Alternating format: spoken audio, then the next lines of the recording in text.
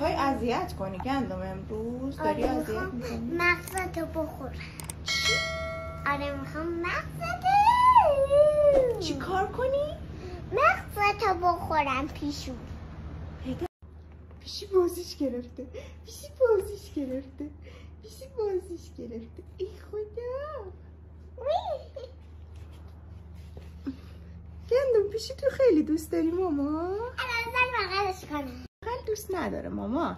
بغل دوست دارم. قربونت برم که دلت لک زده اونو بغل کنی، اونم دوست نداره نمیذاره. همش داره فرار میکنه که گندم بغلش نکنه.